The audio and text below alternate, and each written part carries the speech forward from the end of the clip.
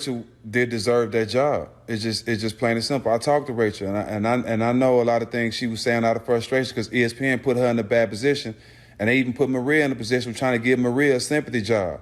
They was trying to make themselves look good because all the Black Lives Matter and the George Floyd stuff was going on. So ESPN tried to make themselves look good by taking the job from Rachel that she had already had, that they'd already told her she had, that she deserved, and give it to Maria just to make themselves look good. It wasn't a genuine job they wanted to give Maria.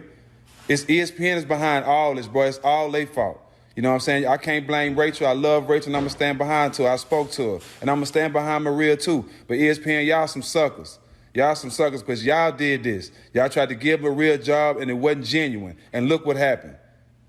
Come on, man. It's all ESPN fault. We love both of them. Think about this, though, bro. How many times we as black people have said that we was qualified? We know we qualified. We know we qualified for the job, but we didn't get it because they gave it to the white person just because he was white. How mad were we? Because they looking out for their own. How mad were we? When you know you deserve the job and they give it to a white person just because he white. We've been dealing with that our whole life. And that pisses us off. We ain't getting recorded. But we say shit too behind closed doors. So I get it. I get it why Rachel mad. Rachel ain't never showed me no signs of being racist. But I would be mad too if I worked my whole life for a job and they gonna give it to a white dude just because Donald Trump in office. Or just because a white kid got killed and at the time it'll look better for a white person to have a job. I would be mad too. It's just the facts. I ain't trying to be liked. I'm speaking the truth. We rocking with both of them, Maria and Rach, but this the truth. And back one more thing for y'all, IG world. Y'all got to be real with yourselves.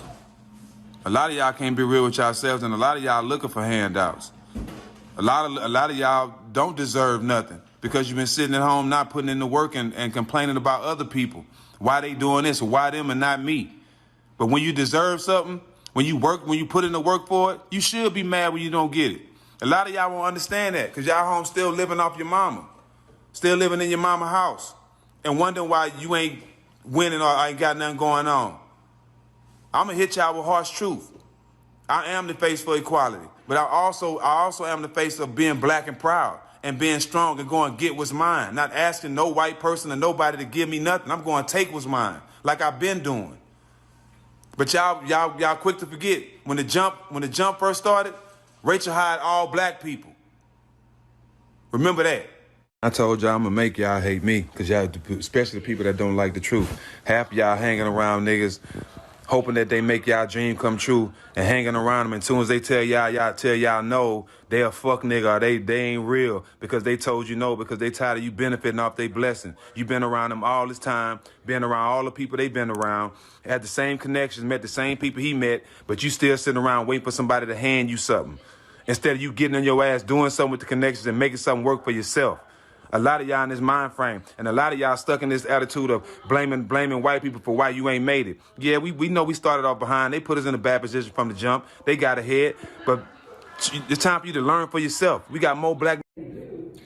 S.Jackson, my brother, nothing but love for you. Let me say that out off the bat.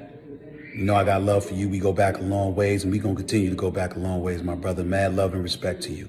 And my heart goes out to you and all the loved ones for George Floyd for what happened to him. I know that hits home for you. It hit home for a lot of us, but for you in special ways without question. Having said all of that, you told me you was going to hit me to the game. Let me hit you to some game. I disagree with Kyrie. I ain't changing one bit. And please don't tell me what a black man should say, because a black man should speak his mind, particularly with intelligence and knowledge, if he has it.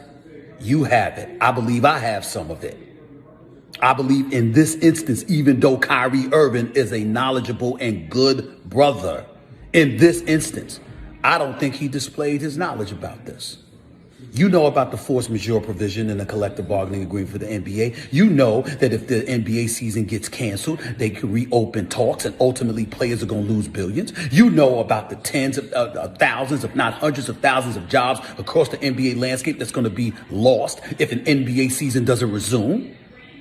You know what kind of catastrophic effect that could potentially have on the economy. Now, I understand we're going to look at it and we're going to say desperate times call for desperate measures. Somehow, some way, this got to change. I agree with you. But what is that change? Because guess what? I heard it from you, S.Jackson, watching you on CNN, talking about legislation on Capitol Hill, talking about how you didn't want to go see the president, talking about you ain't trying to be no photo op, that you want to raise awareness like LeBron and so many others are doing, and then hand that baton to somebody who knows what to do with it. That's what I'm talking about.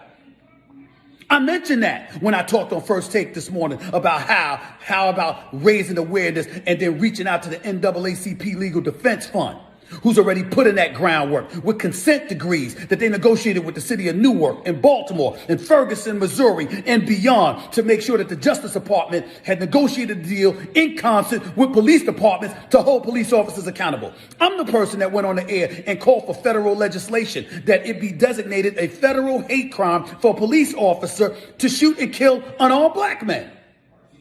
How about addressing the issue of dudes that are incarcerated and then get out for nonviolent crimes? How about expunging their records instead of holding it against them when they apply for a job and keeping it on their application? All of these things are relevant, my brother. You alluded to some of it on CNN. You know how I feel about your brother, Matt Barnes. I didn't hear that from Kyrie.